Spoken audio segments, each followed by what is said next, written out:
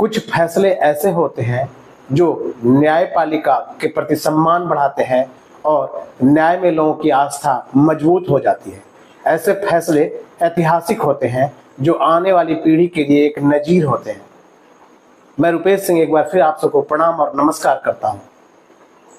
जमुई की एक अदालत ने चुनाव के एक मामले में एक ऐसा फैसला सुनाया कि उस फैसले के साथ ही जीता हुआ मुखिया 3 साल के बाद हार गया और हारा हुआ मुखिया जीत गया। यह कहानी जमुई के खैरा प्रखंड अंतर्गत खड़ाइच गांव की है, जहां मुखिया प्रत्याशी के रूप में अनुसूचित जाति की सुरक्षित सीट पर पुष्पा देवी 24/12/2021 को आम निर्वाचन 2021 यानी पंचायती राज चुनाव मुखिया के चुनाव में विजयी घोषित हुई थी। दूसरे नंबर पर रही प्रत्याशी समरी देवी ने एक मुकदमा यहां पर ले आया, उनको चुनौती देते हुए, और मुंसिफ की अदालत में, जमुई के मुंसिफ की अदालत में, जो युवा मुंसिफ है अनुभव रंजन जी, उनकी अदालत में यह मुकदमा चल रहा था। और उन्होंने जैसे ही पदभार संभाला इस मामले को गंभीरता से लिया। इसकी सुनवाई हुई और 25 तारीख को जब फैसला सुनाया गया, तब जो मुखिया 3 साल पहले जीती थी, 3 साल से मुखिया बनी हुई थी पुष्पा देवी, उनका चुनाव, उनका निर्वाचन रद्द कर दिया गया और दूसरे नंबर पर रही प्रत्याशी समरी देवी को मुखिया घोषित कर दिया गया।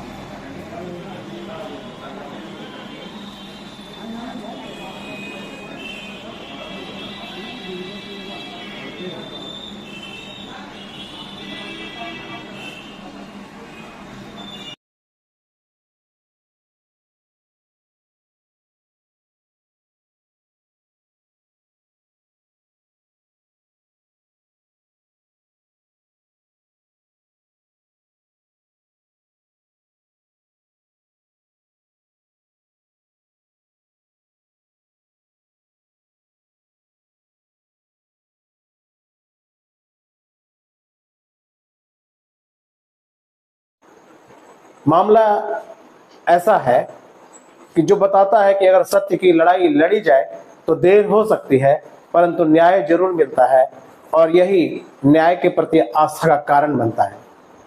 समरी देवी ने आरोप लगाया था कि पुष्पा देवी जो चुनाव जीती है, उन्होंने पंचायती राज अधिनियम 2006 की विभिन्न प्रावधानों का उल्लंघन किया है।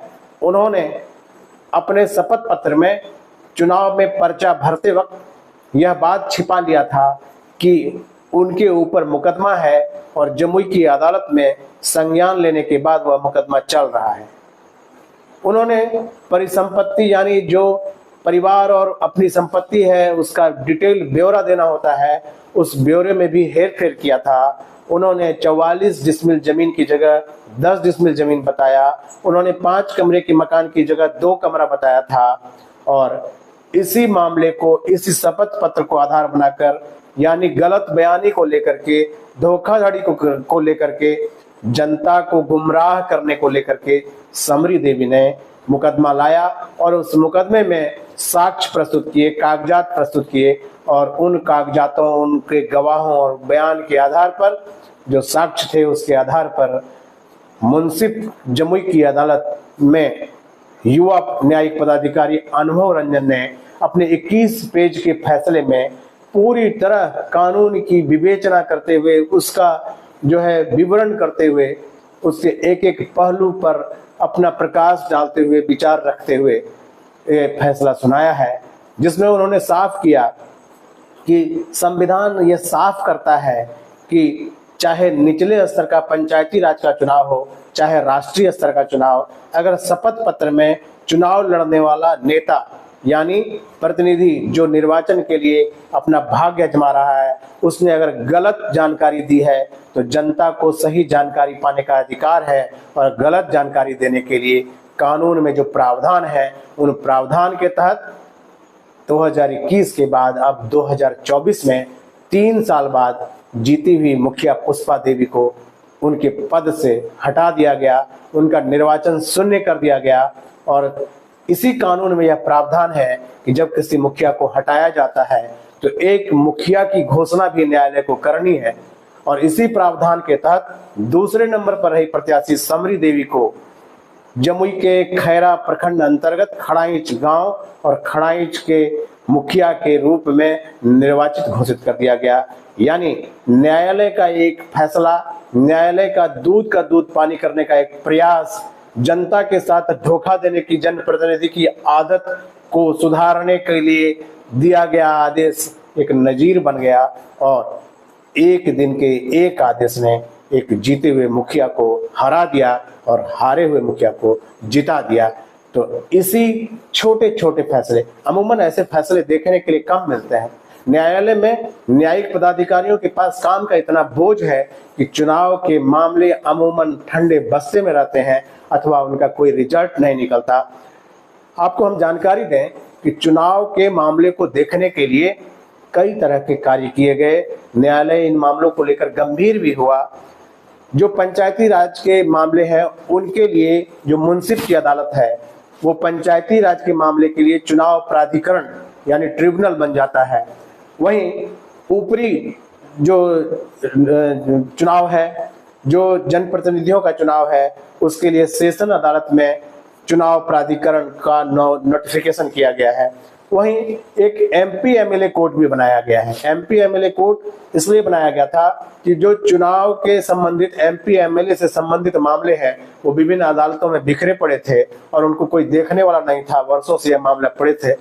तो इन मामलों को एक जगह संग्रहित करने के लिए एमपी एमएलए कोर्ट बनाया गया। लेकिन यकीन मानिए एमपी एमएलए कोर्ट में चाहे वो गवाह की कमी हो, चाहे जो साक्ष्य नहीं मिले हों, इसके कारण से अधिकांश जीते हुए एमपी एमएलए गड़बड़ी करने के बाद भी बरी हो जाते हैं, रिहा हो जाते हैं। इसलिए चुनाव के मामले में इतनी बड़ी कार्रवाई करने जैसा कोई आदेश बहुत कम देखने को मिलता है।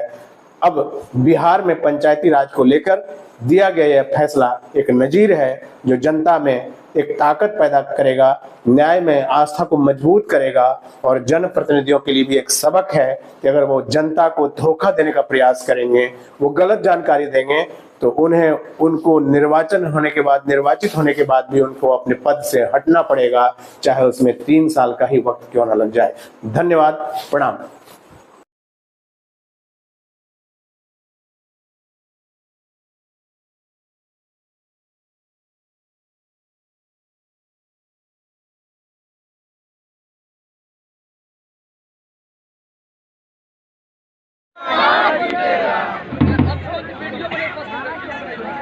हाँ बना